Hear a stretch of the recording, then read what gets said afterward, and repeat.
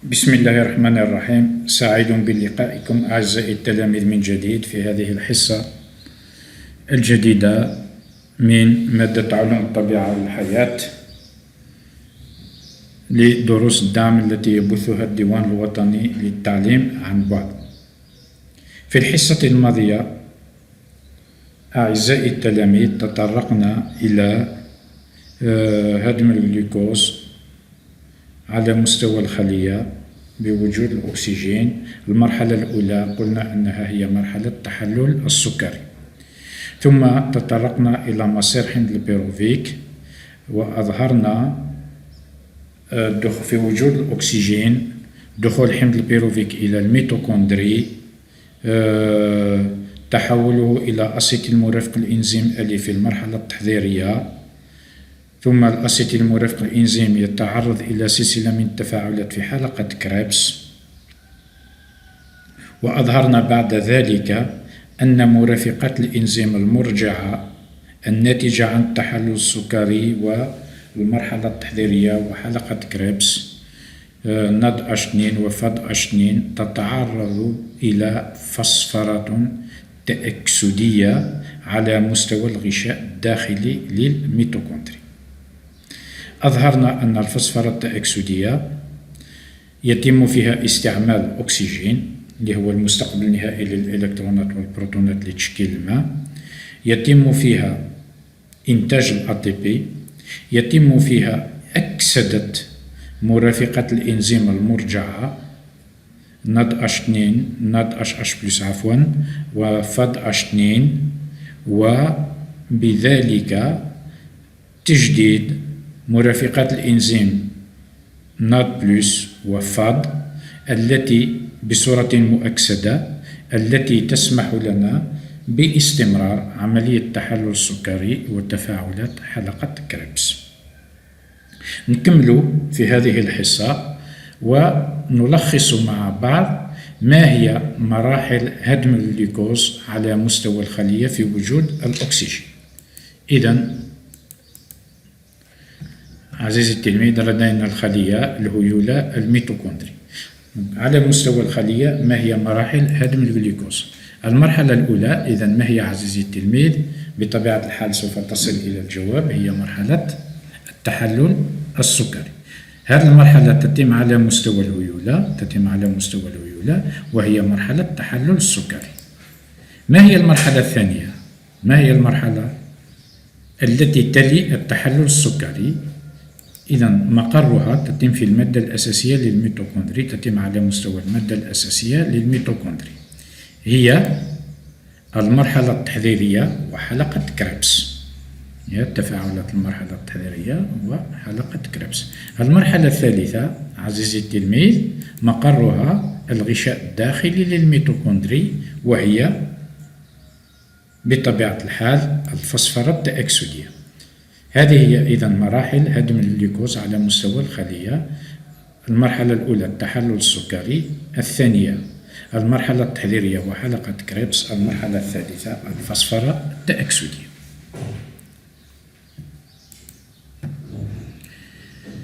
الحصيلة الطاقوية لهدم جزيئات الجلوكوز في وجود الأكسجين.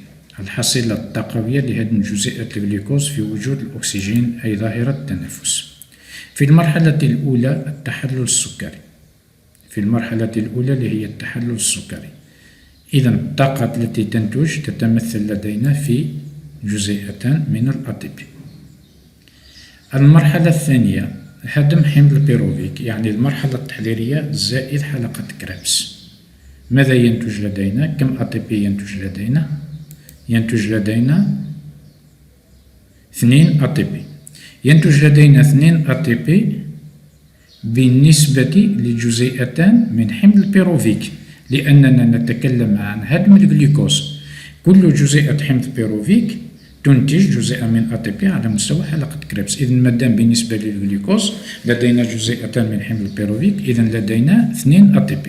هنا عزيزي التلميذ يجب الانتباه جيدا في الأسئلة، هل يطلب هدم جزيئة جلوكوز أو هدم جزيئة حمض البيروفيك؟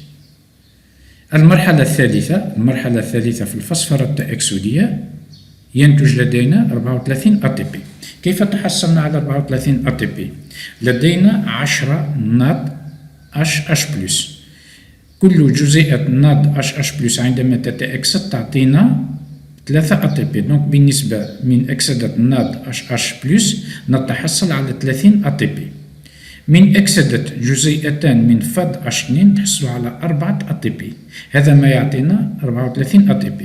إذا بهدم جزيئة واحدة من الجلوكوز تتحصل الخلية على 38 جزيئة من الATP. 2 4 38 تتحصل الخلية على 38 ATP عند هدم جزيئة واحدة من الجلوكوز في وجود الأكسجين. كاين ملاحظة عزيزي التلميذ، نظريا يتم التحصل على 38 ATP. نظريا يتم التحصل على 38 ATP كما أظهرنا الآن، لكن في الواقع نتحصل على 36 ATP فقط. إذا وجدت في أن خلال استهلاك جزيئة الجلوكوز نتحصل على 36 ATP فهذا صحيح. نتحصل على 36 ATP فقط باستثناء خلايا القلب والكبد التي نتحصل عندها على 38 ATP. إذا لماذا نتحصل على 36 ATP؟ لأن في الحقيقة للناد H2 2 ناد H2 الذين نتحصل عليهم في التحلل السكري ما يدخلوش إلى الميتوكوندري، وإنما يتحول قبل ذلك إلى فض H2 باش يدخلوا الميتوكوندري. إذا لدينا إذا وجدنا أنه 36 ATP فهذا صحيح. الآن عزيزي التلميذ، انطلاقا مما درسناه سابقا نحاول أن نتعرف على هذه البيانات الموجودة لدينا. إذا نبدأ على بركة الله. البيان الأول هو الذي يستعمل من طرف الخلية، يستعمل خارج الميتوكوندري. دونك ما هو واحد بطبيعة الحال هو الجلوكوز.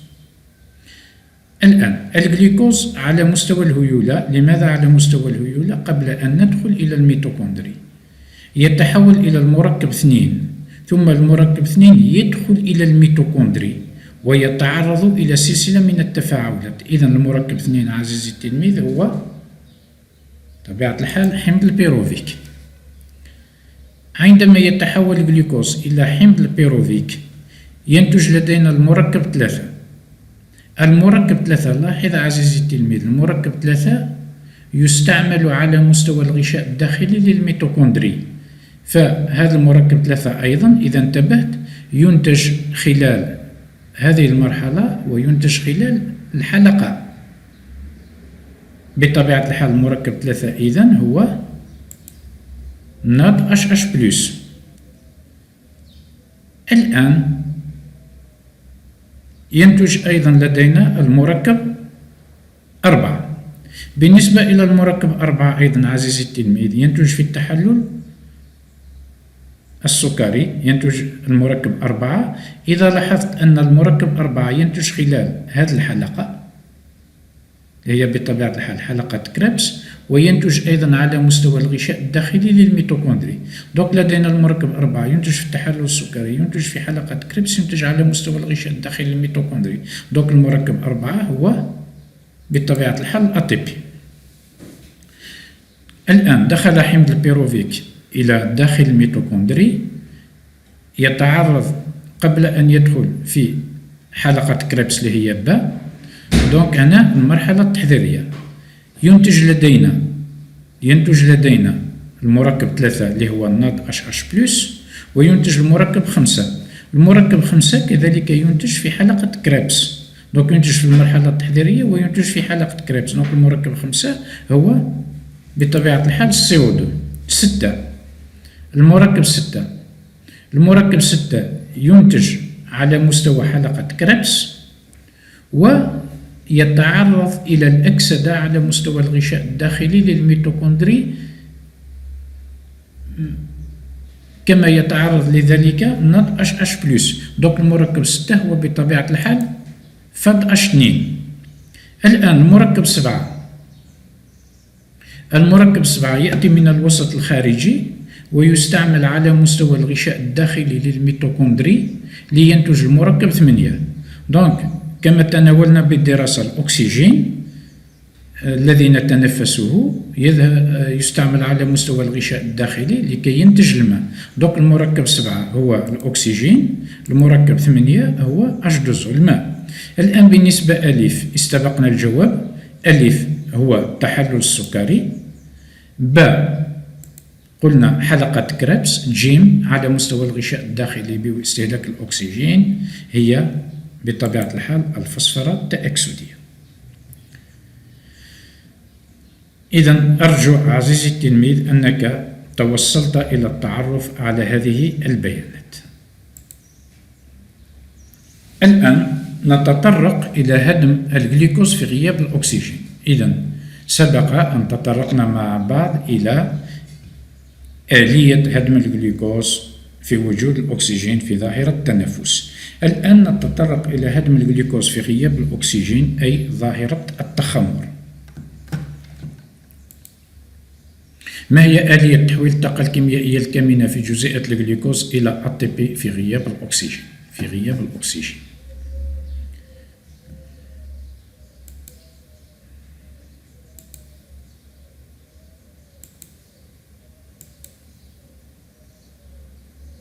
إذا للإجابة على هذا السؤال نستعرض النتائج التجريبية التالية.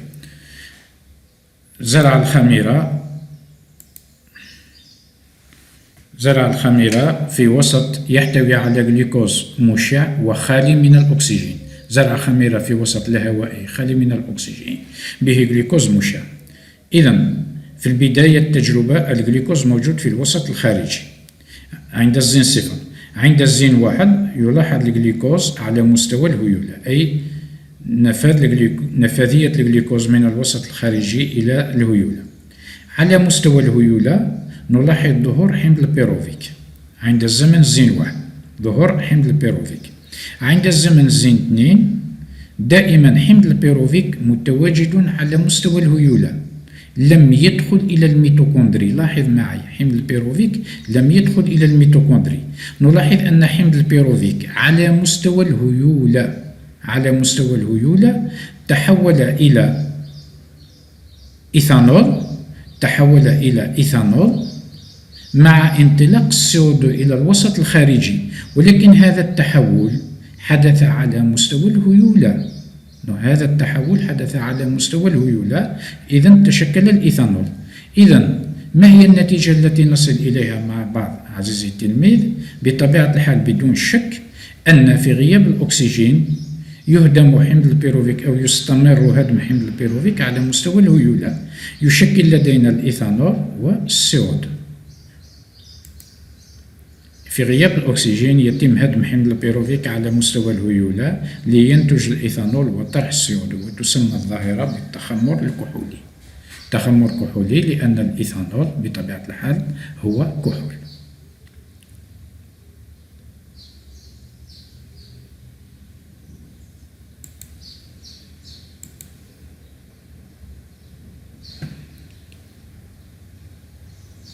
الآن نتساءل عزيزي التلميذ، ما هي أهمية تحويل حمض البيروفيك إلى الإيثانول على مستوى الهيولة رغم أننا نلاحظ أن هذه العملية لا ينتج عنها ATP، لا ينتج عنها الطاقة؟ فلماذا؟ ما هي الفائدة من هذا التحول؟ إذا تمعنا في هذه الوثيقة نلاحظ لدينا جزيئة جلوكوز يتم لها على مستوى الهيولة الهدم إلى جزيئتان من حمض البيروفيك، فهي إذن ظاهرة التحلل السكري. يتشكل 2 ATP يرجع 2 نات بلس إلى 2 نات HH بلس. هذا هو التحلل السكري. الآن دائما على مستوى الهيولة جزيئتان من حمض البيروفيك ينطلق انطلاق CO2 نتحصل بانتزاع CO2 من حمض البيروفيك، نتحصل على مركب هو أسيتالديهيد. هذا المركب أسيتالديهيد يأخذ البروتونات من نات HH+، يرجع إلى كحول إيثيلي.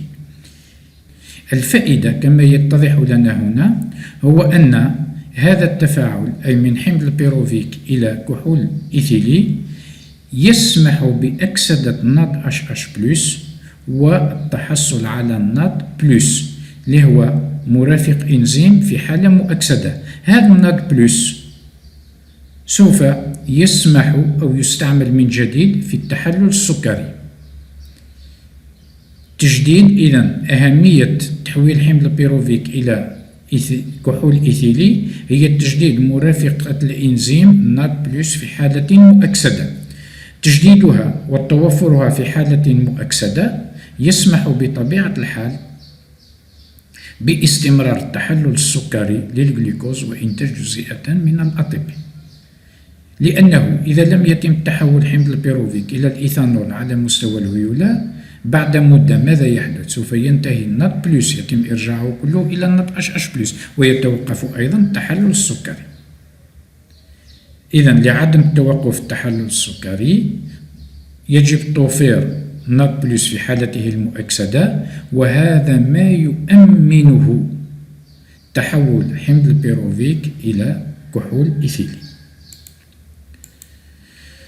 إذن يسمح تحول حمض البيروفيك إلى الإيثانول على مستوى الهيولة بأكسدة الناد H+، وبذلك توفير الناد بلس الضروري لاستمرار تفاعل التحلل السكري وإنتاج جزيئتان من الأطيبي.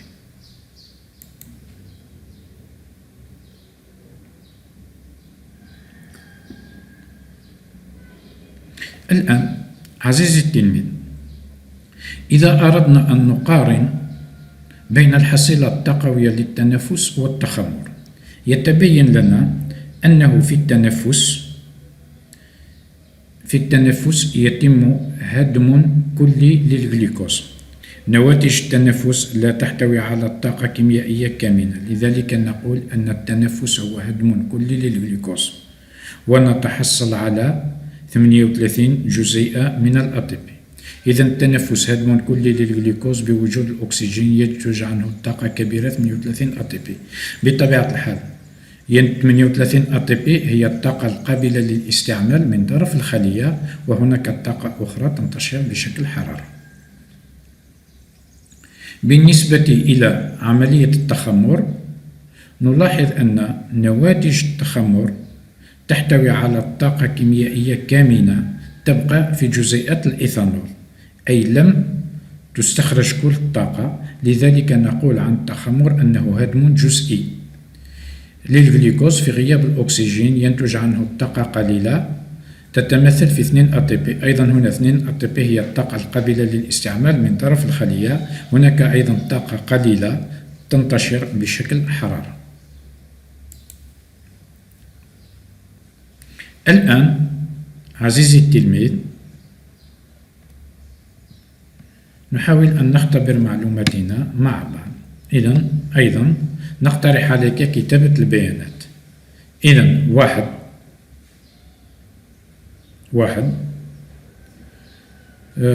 بطبيعة الحال كما هو الجلوكوز الذي يتم هدمه. الجلوكوز. 2 هو حمض البيروفيك، سبق وأن ذكرنا ذلك. 2 حمض البيروفيك.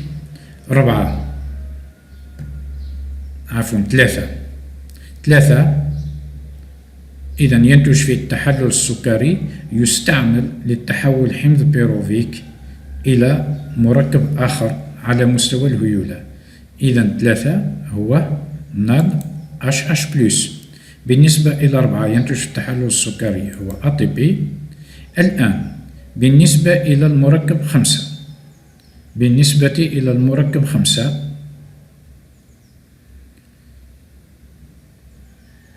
عندما يتحول حمض البيروفيك إلى المركب 9 ينطلق المركب 5. دوك المركب 5 هو CO2. بالنسبة إلى مركب 9 ينتج من تحول حمض البيروفيك إذن هو إيثانول. بالنسبة إلى ألف بطبيعة الحال هو تحلل السكري. بالنسبة إلى السين إذن هو تخمر كحولي، هو التخمر الكحولي. إذا هنا عزيزي التلميذ نجد أن التحلل السكري هي ظاهرة مشتركة بين التنفس والتخمر.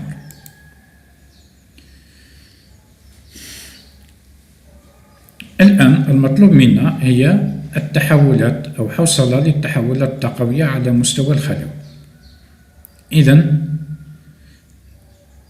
انتقال الطاقة في خلية نباتية يخضرية يعني تحتوي على اليخضر أثناء النهار، انتقال الطاقة في خلية نباتية يخضرية أثناء الليل، انتقال الطاقة في خلية غير يخضرية لا تحتوي على اليخضر اللي هي يعني هنا خلية حيوانية. المطلوب منا كتابة البيانات. إذا نبدأ عزيزي التلميذ. هذا بطبيعة الحال لا يخفى عنك أنها الصانعة خضراء بوجود الضوء. تتم هنا ظاهرة تسمح بإنتاج المركب 1 و2. لو نأتي إلى المركب 1 يتم هنا إنتاج المركب 1. لو نأتي إلى 1 نجد أنه ينتج على مستوى الميتوكوندري. أيضا في الخلية النباتية يجد أنه ينتج على مستوى هيولة الخلية الحيوانية. نلاحظ أنه ينتج على مستوى الميتوكوندري للخلية الحيوانية. دوك بالنسبة إلى 1 بطبيعة الحال هو ATP. المركب 2 ينتج هنا على مستوى التيلاكويد في الصانعة الخضراء، ويستعمل لاحظ جيدا يستعمل في هذا على مستوى المادة الأساسية. دوك ينتج في التفاعلات المرحلة الكيموضوئية، يستعمل في مرحلة التفاعلات الكيموحيوية. دونك هنا 2 هو NADP HH+. بالنسبة إلى المركب 3 دونك ينتج من تفاعلات المرحلة الكيموحيوية، ومركب 3 هو الذي يستعمل في الخلايا الحيوانية وفي الخلايا غير اليخضرية. يستعمل في الخلايا غير اليخضرية كمصدر للطاقة، يستعمل كمادة أيض. دونك 3 هو جلوكوز. بالنسبة إلى المركب 4 على مستوى الصانعة الخضراء قد يتكثف المركب 3 إلى 4. دونك 4 هو النشا. 5 بالنسبة إلى المركب 5 ينتج على مستوى الهيولة، ينتج على مستوى هيولة الخلية النباتية، ثم يدخل إلى الميتوكوندري. كذلك نفس الشيء في الخلية الحيوانية غير ذاتية التغذية أو نلاحظ أنه المركب 5 ينتج من استهلاك الجلوكوز في الهيولة ويدخل إلى الداخل الميتوكوندري في وجود الأكسجين. دونك المركب 5 هو حمض البيروفيك. المركب 6 أين هو المركب 6؟ مركب 6 نعم هي ظاهرة تحدث على مستوى الميتوكوندري بوجود الأكسجين وتسمح بإنتاج واحد اللي قلنا هو الATP. دونك 6 هي أكسدة تنافسية بما فيها بطبيعة الحال أكسدة تنافسية بما فيها المرحلة التحضيرية حلقة كريبس والفسفرة التأكسدية. خلال هذه العملية يتم استهلاك العنصر 7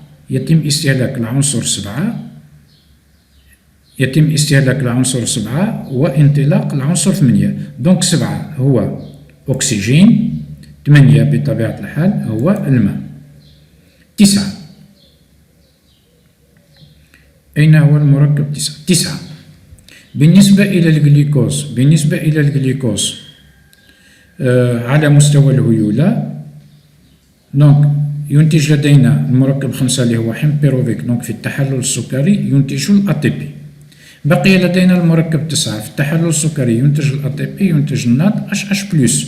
دونك المركب 9 لاحظ ينتج في التحلل السكري وفي التنفس يدخل إلى الميتوكوندري. دونك هذا المركب 9 هو الناط HH بلس. 10 الآن لاحظوا خاص بظاهرة التخمر. حمض البيروفيك على مستوى الهيولة يتحول إلى المركب 10 بانطلاق CO2 اللي هو 8 قلنا CO2 يتحول المركب 5 اللي هو حمض البيروفيك إلى 10 بانطلاق CO2. دونك المركب 10 ما هو؟ بطبيعة الحال هو أسيتالديهيد. الآن أسيتالديهيد باستعمال أو بأكسدة ناض HH بلس والتحصل على بروتونات يتحول إلى المركب 11. دونك المركب 11 عزيزي التلميذ هو الإيثانول. الآن بعد أن تعرفنا على هذه البيانات مع بعض،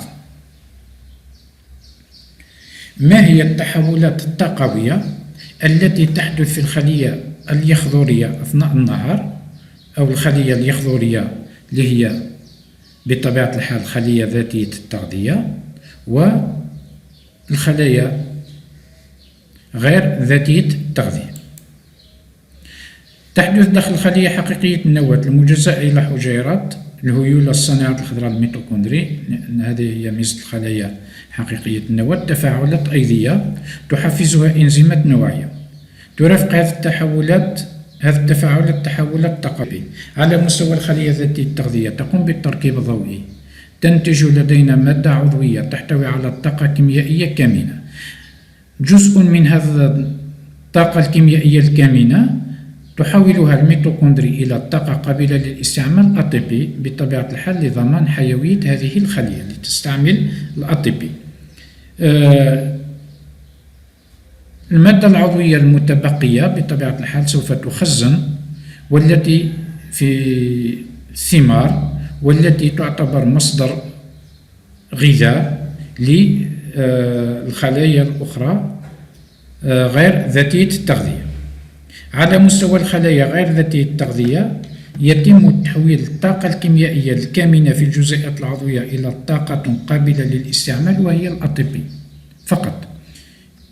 إذن في الخلايا اليخذورية هناك نمطين من التحويل الطاقوي، كاين تحويل الطاقة الضوئية إلى طاقة كيميائية كامنة من جهة، ومن جهة أخرى يتم تحويل طاقة كيميائية كامنة إلى طاقة قابلة للاستعمال ATP. بينما في الخلايا غير ذاتية التغذية يتم تحويل الطاقة الكيميائية الكامنة إلى الطاقة قابلة للاستعمال بوجود الأكسجين في ظاهرة التنفس وفي غياب الأكسجين بظاهرة التخمر. إذن إلى هنا نأتي على نهاية هذه الحصة أعزائي التلاميذ. نشكر لكم حسن الانتباه والإصغاء، ونلتقي إن شاء الله في الحصة القادمة.